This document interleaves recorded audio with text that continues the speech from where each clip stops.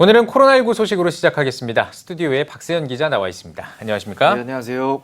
네, 주말 풍경이 좀 어땠나요? 네, 클럽발 환자의 확산이 계속되고 있지만 교회는 주어진 곳에서 방역 수칙을 철저히 준수하면서 예배를 드리고 있는 모습을 확인할 수 있었습니다. 네, 그런데 이 신규 확진자 중에 교회 관련 인원들도 이제 소수 발견이 됐다고 들었습니다. 그렇습니다. 서울 양천구에 소재한 교회 전도사가 감염된 이후에 같은 교회에서 진행한 성경연구회에 참여한 타 교회 신자도 감염이 됐습니다. 그런데 성경연구회 참여 감염자 중 한 명은 전도사보다 더 빨리 감염 증상을 보였다고 하는데요. 그래서 이 감염원이 외부에 있는 것 아니냐라는 추정도 이어지고 있습니다. 네, 계속해서 좀 경계를 늦추지 말아야 할 것 같은데요. 예. 이런 가운데 이제 교회들이 지역 상권 활성화를 위해서 착한 소비 운동, 선한 소비 운동을 하고 있다고요. 그렇습니다. 대형 교회들을 중심으로 지역 상권을 살리기 위한 이른바 선한 소비 운동이 계속 이어지고 있는데요.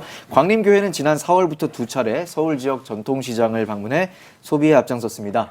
지난 17일 선한 소비 운동을 통해 구입한 물품을 1,500개의 나눔 박스에 담아서 전달식을 가지기도 했습니다. 네, 다수의 교회들이 참여하는 공감 소비 운동도 진행되고 있다고요. 그렇습니다. 수도권을 중심으로 이제 80여 개 교회가 함께 진행을 하고 있는데요. 지난 12일 부활주일부터 지난달이죠. 이번 달 31일 성령 강림주일까지 기쁨의 50일 동안 진행 중에 있습니다. 네, 어떤 과정으로 진행이 되는 건가요? 우선은 헌금을 이제 상품권으로 바꿔서 교인들에게 전달을 하면요. 교인들이 전통시장에 가서 상품을 구입합니다. 또 구입한 상품들을 이제 포장을 해서 취약계층에 전달을 하게 되고요. 결국에는 물품 구입에 이제 헌금이 사용된다라고 쉽게 보시면 될 것 같습니다. 네, 목회 사례비를 모아서 공동 기금을 또 마련하기도 한다고 들었습니다. 네. 그렇습니다. 성남 지역 13개 목회자들의 이야기인데요. 본인들의 사례비에서 30%를 떼서 이 취약계층을 위한 공동기금 마련에 나섰습니다. 사역자로서 위기 극복에 솔선수범한다는 각오로 나섰고 타 지역 교회들의 참여도 독려하고 있는 상황입니다. 네. 작은 교회도 코로나 피해자를 돕기 위해서 노력하고 있잖아요. 그렇습니다. 작은 교회 목회자 5,800여 명이 회원으로 있는 나눔과 기쁨이라는 단체가 있습니다. 색다른 캠페인을 펼치고 있는데 이 긴급 재난지원금을 받은 기독교인들과 다른 사람들이 더 어려운 사람들에게 이 긴급 재난지원금을 나누자라는 취지로 진행되고 있는 캠페인인데요. 예. 나눔과 기쁨은 한국교회 연합과 함께 캠페인을 진행 중에 있습니다. 네, 진짜로 이제 재난에 처해 있는 사람을 돕자 뭐 이런 취지인 것 같은데 그렇죠. 예. 그렇다면 그런 분들은 어떤 분들입니까? 대상을 이제 크게 이제 셋으로 나눌 수 있을 것 같아요. 예. 정말로 이제 생활이 어려운 불우이웃들이 첫 번째고 네. 두 번째는 이제 미자립 교회, 절박한 상황에 놓인 미자립 교회들도 참 많죠. 그리고 마지막으로 국민소득이 최하위 50개 극빈국 사람들을 돕게 됩니다. 예. 좋은 취지의 캠페인인 것 같은데 참여 방법은 어떻게 됩니까? 네, 나눔과 기쁨이나 뭐 한국교회 연합 측에 직접 전화를 해서 문의하셔도 되고요. 또 홈페이지를 통해서도 참여가 가능합니다. 예, 네. 알겠습니다. 이제 5월이 가정의 달이라고 얘기하잖아요. 네. 이제 뭐 5월도 이제 하순에 접어들고 있긴 한데 예. 코로나 때문에 이 가정에 대한 인식이 더 중요해진 것 같습니다. 어떻습니까? 맞습니다. 예. 밖에 나가지 못하는 경우가 많아지면서 이제 원하든 원하지 않든지 가족들과 예. 이제 시간을 보내는 네. 경우들이 많아졌습니다. 그렇죠. 코로나에 심지어 감염되더라도 가족들은 같이 감염되는 경우가 대부분이잖아요. 예. 그래서 마지막까지 정말 가족이 함께 하는구나라는 인식이 또 많이 늘어난 것으로 보여집니다. 예. 네, 가정 사역자들도 코로나 때문에 사역이 많이 위축됐다고 들었는데 어떻습니까? 그렇습니다. 보통 가정 사역자들이 이제 크게 두 가지 사역을 합니다. 이제 강의 그리고 상담 두 가지인데 강의는 이제 사람들이 모이다 보니까 많이 못 하고 있고 상담도 대면 상담 같은 경우에는 이제 많이 제한이 되고 있는 상황입니다. 예. 근데 이게 단순히 사역 위축으로만 볼 수 있는 건 아니라고 들었어요. 그렇습니다. 강의 같은 경우는 좀 덜한데 상담 같은 경우에는 한 번 더 생각을 해봐야 되는 부분이 있습니다. 상담 같은 경우에 보통 가정에 깨어진 관계나 어려움 때문에 상담을 받는데 그 상황이 뭐 심각하지 않은 상황 같은 경우에는 코로나가 끝나고 나서 상담을 받아도 괜찮겠죠. 네. 하지만 정말 삶을 포기하고 싶을 정도로 어려움을 겪는 사람들도 있거든요. 네. 이런 사람들의 경우에 상담 한 번이 인생을 결정할 수도 있지 않습니까? 그렇기 때문에 이마저도 조심스러운 상황들이 되다 보니 심각한 상황인 겁니다. 예. 네. 가족과 함께하는 시간이 늘어나면서 관계가 돈독해지면 더 좋겠지만 예. 불화가 더 많이 생긴다면 맞아요. 좀 문제가 될 텐데요. 예. 가정이 천국이 돼야 되는데 또 지옥 같은 공간이 된다면 힘들 것 같아요. 예, 실제로 뭐 그런 사례들도 있는 것 같고요. 전문가들은 가정에서 채워지는 부분을 크게 세 가지로 뽑았습니다. 네. 이제 의식주의 육적인 부분, 그리고 심리적인 부분, 마지막으로 영적인 부분인데요. 예. 신자와 불신자의 공통적인 가정 갈등의 원인으로 심리적 문제의 중요성을 꼽고 있습니다. 네, 심리적 문제라고 한다면 뭐 감정의 갈등 뭐 이런 거를 꼽은 건가요? 그렇죠. 이제 서로의 마음에 대해 헤아리지 못해서 발생하는 문제라는 건데요. 가정 안에서 내가 이제 대접받으려고 하다 보니까 서로의 위치와 상황을 미처 고려하지 못해서 상황들이 발생한다는 겁니다. 전문가들은 가정 예배라든지 영적인 교감을 위해서는 무엇보다도 이제 심리적인 부분들이 해결돼야 한다라고 말을 하고 있는데요. 네. 한번 들어보시겠습니다. 네. 마음이 아픈데 기도해, 성경 읽어 이런다고 해결이 되나요? 성경 읽고 기도할 수 있는 여지를 가질 수 있도록 그 아픈 마음을 누군가가 헤아려 줄 때 그것이 좀 헤아림을 받으면 이제 하나님께도 가져갈 수 있는 여지나 여유가 생기는 거거든요. 네, 가정 예배에 대한 이야기를 해주셨는데 네. 코로나 때문에 가정과 함께 가정 예배의 중요성도 떠오르고 있죠. 맞습니다. 이제 코로나로 교회에 가지 못하는 경우가 많이 발생하면서 이제 가정 예배에 대한 중요성이 커졌고요. 가정 안에서 이제 어떻게 예배를 이끌어갈 것인가 여러 가지 고민들이 있는 상황인 것 같습니다. 네. 네, 코로나 이후로 온라인 예배가 이 활성화되는 거, 네. 커지는 거 이런 것들만 얘기를 많이 하시는데 가정 예배도 좀 비슷할 것 같거든요. 그렇죠. 예, 다시 말해서 이제 예배를 이끄는 부모의 역할이 참 중요해졌다고 보시면 될 것 같은데 코로나를 계기로 이제 가정 예배를 부모 중심으로 다시금 세워나가려는 노력이 요청된다는 거죠. 예. 네. 생각만큼 잘 실천이 안 돼서 네. 어려운 부분이기도 할 텐데요. 맞아요. 어떻게 구체적으로 좀 실천해 나갈 수 있을까요? 네, 전문가들이 강조하는 부분이 이제 두 가지인데요. 첫 번째는 고민하지 않고 먼저 시작을 하라는 겁니다.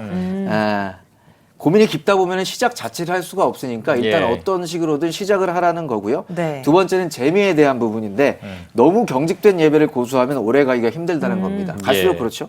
그래서 좀 더 재미있게 꾸준히 예배를 드릴 수 있는 방법들에 대해 대화로 풀어나가자는 겁니다. 예, 뭐 예배 재미를 첨가한다 뭐 좋은 시도이긴 한데 또 그렇다고 해서 너무 놀자식으로 또 맞아요. 예배를 드릴 수는 네. 없는 네. 거잖아요. 네. 어떤 좋은 예나 뭐 참고할 만한 게 있다면 좋을 것 같아요. 사실은 이제 말이 쉬운 부분이죠. 예, 쉽지만은 예. 않은데 코로나 이후로 한 교회의 경우에 이제 119 운동을 시작했다고 합니다. 하루에 1분 오전 9시나 오후 9시에 기도하기인데요. 해당 시간에 이제 알람을 맞춰놓고 울리면 1분 동안 이제 기도를 하자는 겁니다. 예. 1분이라면 사실 이제 짧은 시간이죠. 만만한 시간이기 때문에 네. 이게 습관이 되면 5분이 되고 10분까지도 될 수 있다는 겁니다. 가정 예배도 마찬가지인데요. 한번 마음 먹고 하는 것보다는 너무 부담되지 않는 선에서 꾸준히 할 수 있는 방법들을 찾아보자는 겁니다. 예. 네. 이번에는 화제를 좀 바꿔서요. 코로나로 선교사들도 힘든 시간을 보내고 있는데요. 네. 선교사 한 분이 코로나19에 감염돼서 돌아가셨다고요. 맞습니다. 미국에 거주하던 김철직 선교사 이야기인데요. 2012년부터 GMS 소속으로 의료 사역을 해오셨는데 LA의 한 종합병원 중환자실에서 투병 중에 21일 결국 숨을 거뒀습니다. 네, 정말 안타까운 소식입니다. 예. 그런데 이에 앞서서 김 선교사의 장모가 먼저 코로나에 걸려서 돌아가셨다고요. 그렇습니다. 지난 4월 초에 이제 코로나19가 계속해서 확산되면서 그 김 선교사의 장모님을 요양병원에서 집으로 옮겼다고 합니다. 하지만 네. 이미 이제 코로나 증상이 나타내기 시작을 했고요. 건강 네. 악화를 보였다고 하는데요. 이후에 이제 김 선교사 부부도 같은 증상을 보이게 된 거죠. 예. 다른 가족들 상태는 어떤가요?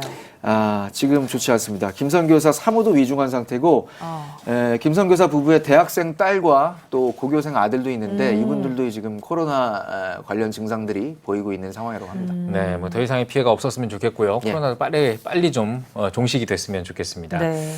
뭐 많은 선교사들이 코로나로 많은 고통을 겪고 있는데 네. 이 선교사들을 대상으로 코로나와 관련된 설문조사를 진행했다고 들었습니다. 맞습니다. 예. 한국세계선교협의회 KWMA에서 발표한 자료인데요. 전 세계 470명의 선교사를 대상으로 설문조사를 했습니다. 네. 예. 선교사들의 이야기를 저희가 많이 보도해드리긴 했는데 예. 전체적인 이런 설문조사는 처음인 것 같은데 어떤 내용이었습니까? 먼저 이제 귀국 여부에 대한 조사를 한번 해봤습니다. 얼마나 많은 선교사들이 이번 코로나 사태로 인해서 귀국을 했는지. 조사에 응답한 선교사들 중 79.1%가 선교지에 머물고 있는 상황인 것으로 알려졌습니다. 제3의 지역에 있다는 선교사까지 합치면 80%가 넘었습니다. 네. 예. 이 코로나로 또 많은 선교사들이 귀국하지 않았을까 이런 예상을 했었는데 오히려 이제 선교지에 남아 있는 선교사들이 더 많다 이렇게 볼 수 그렇더라고요. 있겠네요. 예. 의외의 결과였던 것 같습니다. 개인적으로는. 예, 코로나로 선교사들이 이 선교사들을 염려하는 게 두 가지가 있다면 크게는 안전 그리고 또 후원 이렇게 네. 좀 두 가지로 꼽아볼 수 있을 것 맞습니다. 같은데 이와 관련된 조사 결과도 있었죠. 네, 먼저 이제 안전과 관련해서 한번 살펴봤습니다. 전체 응답자 중에 54.5%가 코로나 이후 선교지의 위험도와 긴장이 조금 높아졌다라고 답했고요. 29%는 위험도와 긴장이 매우 높아졌다라고 답했습니다. 16% 정도만 코로나 이전과 달라진 점이 없다고 응답을 했습니다. 네. 예. 그러니까 거의 84%가량이 이제 안전과 관련된 위기의식을 느끼고 있는 상황인 건데요. 예. 후원 문제는 어떤가요? 실질적인 사역에 영향을 미치는 부분이지 않습니까? 선교사들한테 이렇게 한번 물어봤습니다. 한국교회나 후원자들로부터 오는 선교 후원금은 어떤 변화를 보이는가라고 물어봤는데요. 55%가 코로나 이전과 달라진 점이 없다고 했고요. 41%가 코로나 이후 후원금이 줄었다고 했습니다. 네. 후원금이 늘었다는 분들도 소수 있었습니다. 아, 그래요. 이 지금 말씀 들어보면 후원금이 줄었다는 어떤 응답이 아무래도 좀 많은 것 같은데 네. 이 후원금이 줄었다라는 이 내용은 그러니까 후원이 아예 끊긴 경우도 포함이 되는 거 아니겠습니까? 맞습니다. 네. 후원금이 줄었다는 응답자의 절반 정도가 기존의 후원금의 20% 이상이 줄었다고 밝혔는데요. 네. 여기에는 이제 후원이 아예 끊긴 경우도 포함이 되는 거죠. 네, 정말 안타까운 상황인데요.